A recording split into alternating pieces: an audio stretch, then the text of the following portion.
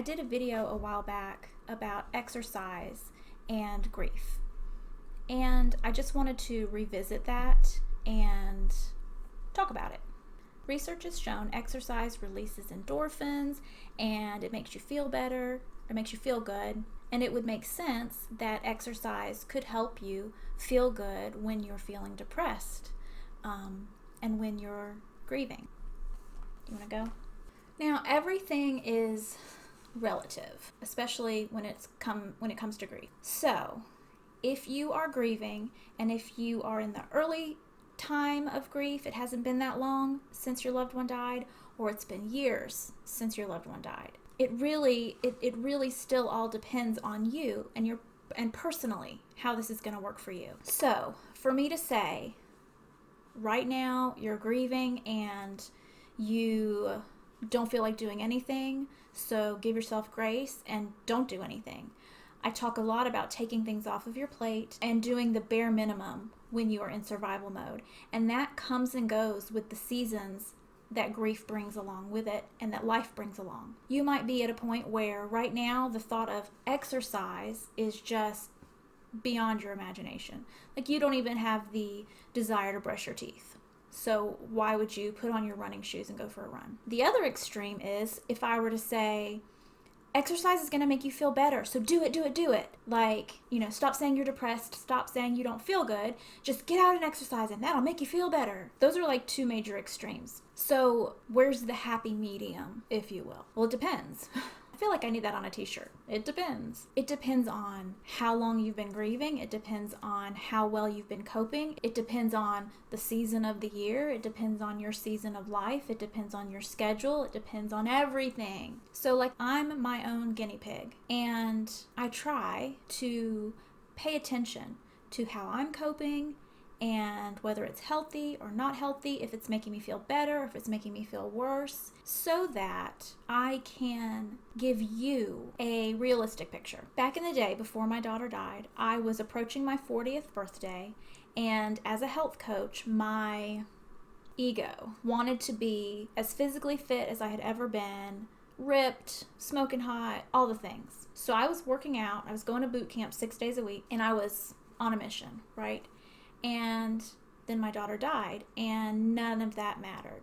Nothing mattered, but none of that mattered. Like being healthy, being physically fit, that stuff didn't matter. You know what I'm talking about. Suddenly, like your rose-colored glasses are removed, and you realize the things that really matter in life, and me getting ripped didn't matter. So I went from, what's the opposite of 0 to 60? I went from 60 to 0. Went to doing absolutely nothing. Like I wasn't able to get out of bed. I wasn't able to do anything. And in the middle of all of the turmoil of everything, I had this guilt in my brain of how I had given up on something that mattered to me. I was a failure. I'm telling you this so that you know I don't have all the answers. I don't have it all together. And I want you to know the things that I have struggled with so that if you're struggling with these things, you know you're not alone. Whatever you're experiencing in grief is normal. So here I was doing absolutely nothing after working out like it was my job. So I have shared that when you're grieving and it's all you can do to get out of bed, that, you don't have to make yourself exercise. Well, I'm realizing now that the extreme of doing 0 exercise and the extreme of doing too much exercise, neither one of those is working for me. And I am feeling like I am at a point where I can do a little bit, and I believe it will help me feel better. So rather than going from 0 to 60 and getting back into boot camp or running or other extreme physical activity, I am committing here before you get to hold me accountable, to at least start walking every day. Building new habits is hard. When you're grieving, it's a million times harder. Almost because I forget. I forget that that was something I'd planned to do that day. But I believe that getting back into the habit of making time for movement is going to help me feel better physically, emotionally, and mentally. There's all kinds of studies out there that prove it so I'm going to do it. So now I have to find my knockoff Fitbit and charge it and wear it and begin practicing making this a habit. Why am I telling you this? I feel like health coaches or even therapists or whoever, experts, like to tell you, here's your problem, here's the solution, go do it. And I have felt guilty so many times for struggling to just do the things that somebody said I should do. And I have a feeling I'm not alone, and that is why I'm making these videos, and that is why I'm making this video. Bunny hair. I'm always going to be real with you, and I want to share the good, the bad, the ugly, all of it, because that's the reality of living with grief. But I'm also doing this to keep myself accountable, because I don't want to use my grief as an excuse not to try and as an excuse not to work on my healing. So this is what I'm about to do, and I will keep you posted.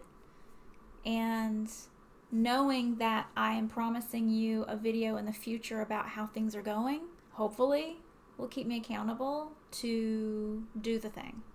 Let me know how you feel about exercise, especially while you're grieving, or what's working for you or what's not working for you, what has been helpful for you.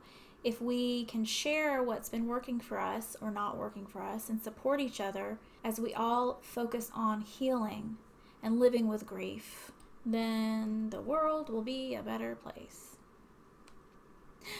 I just don't know how to end these videos. Help me out. Okay, I guess I better go find my shoes if I'm going to make this happen. Until next time, bye y'all. Today's guest is Benny. Benny is a 3-pound lion head bunny. Hi, let me pet you. Can you just sit down and pet you? Benny's hobbies are begging for food, begging for attention, and giving lots of kisses. Ow. See? I think most people don't think that rabbits make good pets, but they're actually the best. She has the most personality, and she's very sweet. And I 100% know that I got her because I needed something to do, I needed someone to love, and someone who would love me back. And I don't think that that's just a coping mechanism. I think that pets and animals, especially rescue animals, they really do help us to heal. Can I have kisses? Can I have kisses?